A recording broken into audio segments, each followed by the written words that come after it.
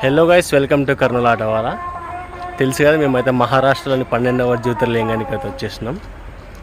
గ్రీష్ణేశ్వర ఆలయం యొక్క స్థలాపురాన్ని అయితే మనం తెలుసుకుందాం. పూర్వం ఈ ప్రాంతాన్ని దేవగిరి దుర్గం అనేవారు. ఇక్కడ పరమ భక్తుడైన సుధరువుడు అనే బ్రాహ్మణుడు ఉండేవాడు. ఆమె భార్య పేరు సుదేహ. ఇరువురు ఎంతో అన్యోన్యంగా ఉండేవారు. చాలా కలిసిమెలిసి ప్రతిరోజు శివుణ్ణి ఆరాధిస్తూ శివ దీక్షలో ఉండి శివుణ్ణి పూజించందే ప్రతిరోజు పచ్చి మంచినీళ్ళు కూడా ముట్టుకునేవారు కాదు. తర్వాత వారిరువురికి సంతానం ఉండేది కాదు. సుదేహ చెల్లెలైన గ్రీష్మకు తన భర్తని ఇచ్చి పెళ్లి చేయాలనుకుంటుంది. ఎంత అక్క చెల్లెలైనప్పటికీ ఇద్దరు సౌతులుగా మారలేరు కదా. అందుకే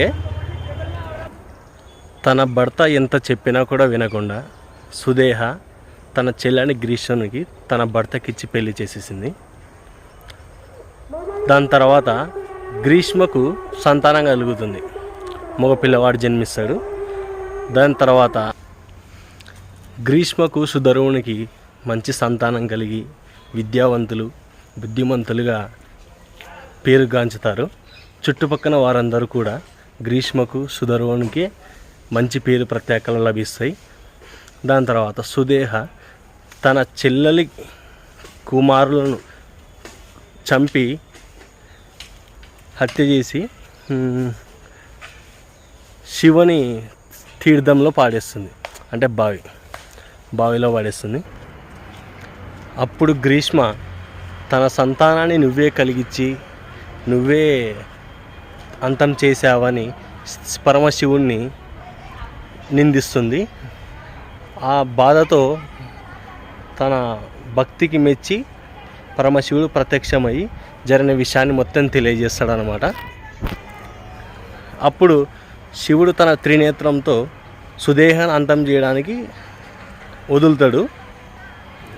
వద్దని చెప్పేసి తన అక్క వల్ల చేసిందని నీ దర్శనం నాకు కలిగిందని చెప్పి గ్రీష్మ పరమశివుణ్ణి నమస్కరించి పరమశివుణ్ణి అర్థిస్తూ తన అక్కని చంపవద్దని ప్రాధేయపడుతుంది. అది అందుకు శివుడు వరమిస్తాడు. తన కుమారుణ్ణి కూడా, అంటే బావిలో పడేసిన పిల్లల్ని కూడా మళ్ళా బతికిస్తాడన్నమాట పరమశివుడు. ఓకే ఫ్రెండ్స్, దాని తర్వాత పరమశివుడు గ్రీష్మను ఒక వరం కోరుకోమంటారు.